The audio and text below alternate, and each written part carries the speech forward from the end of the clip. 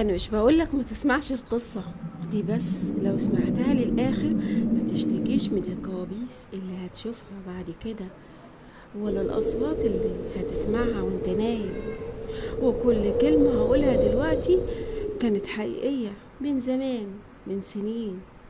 يلا نبدأ. السلام عليكم، أهلا بيكم مع قصة جديدة، قصص الرعب. في قرية اسمها كفر النور، على طرف الطريق الزراعي، فيها بيت قديم شبه مهجور بس مش فاضي. اللي ساكنين فيه عيلة اسمها عيلة الغريب، وكانوا دايما في حالهم لحد ما العيد جه.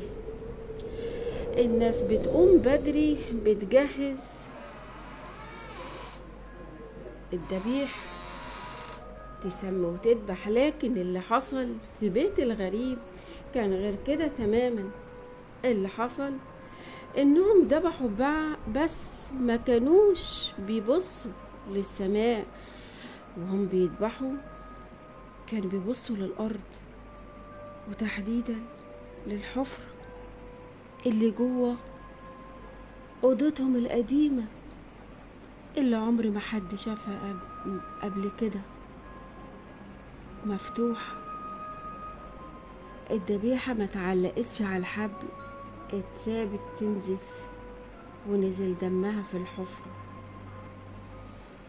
وواحد من العيلة اسمه سراج كان واقف بيقرأ كلام غريب، كلام ما كانش قرآن ولا أي ذكر معروف، كلام مكسور وفيه اسم بيتكرر كتير: سنقر سنقر. حد استلم الدم. الدم نزل والرياح قامت، وكانت الساعة 4 الفجر والدنيا ضلمة. بس اللي شافوه في الحفرة ما كانش ظل، كان كيان طالع من جوه، وشه شبه وش بني آدم، بس عينه واحدة لونها أبيض سايح. من اليوم ده سراج ما بقاش طبيعي.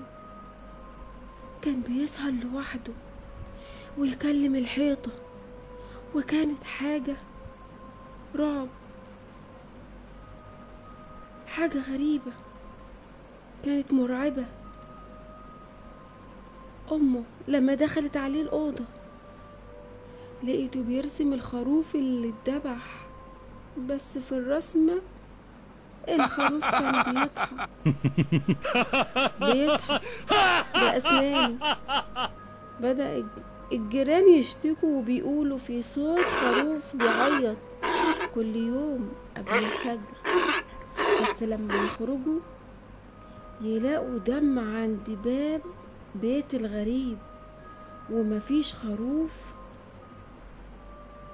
في تاني عيد بعد اللي حصل، العيلة قررت ما تذبحش، لكن الحفرة كانت لسه موجودة موجودة في البيت.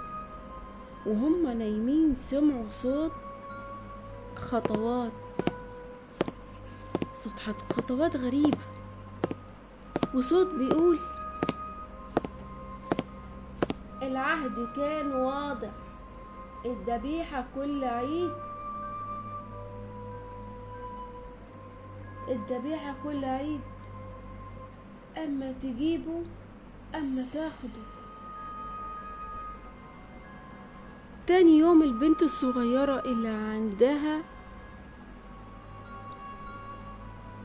8 سنين اسمها منار اختفت. خرجوا يدوروا عليها، لقوها جوه الحفرة بس مش ميتة، كانت نايمة وبتتكلم كأنها لسه بتحلم. فضلت نايمة 3 أيام، ولما صحيت ما حكتش ولا أكلت ولا شربت، بس كانت بترسم وش صنقر، وترسم حاجات تاني بتتحرك في الضلمة، وبترسم دم كتير. العيلة كلها بدأت تتجنن واحدة ورا التانية. الأب حاول يقفل الحفرة بالأسمنت، بس تاني يوم لقوها مفتوحة وجسمه مرمي جنبها متكسر، كأن حد زقه من فوق من طابق عالي. الأم اختفت بعد ما سابت جواب مكتوب فيه أنا قدمته،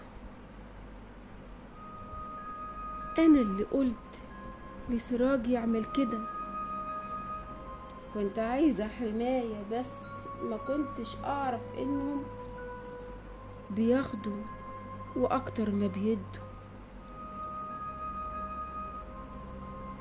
المصيبة إنهم سابوا البيت بس البيت ما سابهمش.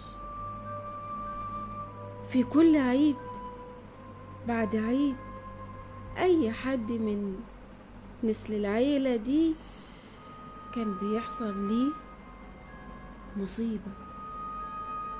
واحدة اتجننت، وواحد مات قبل الفجر بساعة، وواحد اتحرق وهو بيحاول يولع الشواية للذبيحة. لحد ما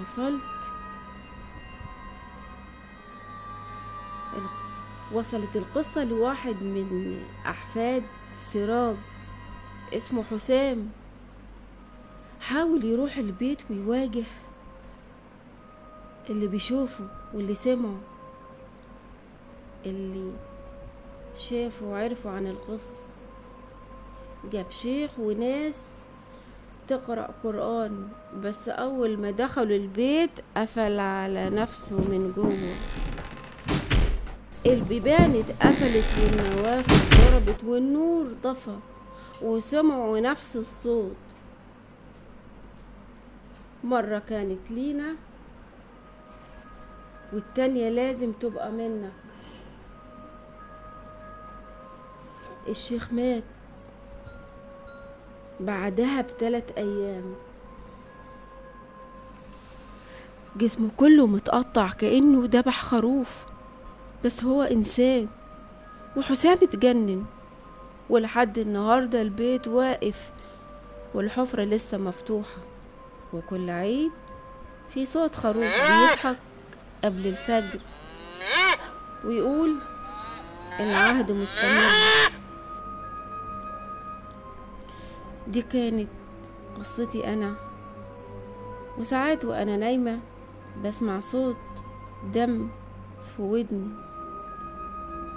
أسمع صوت غريب في وداني، رغم إني ما عشتش اللي حصل، بس أنا حكيت. ومجرد الحكاية ممكن تفتح باب.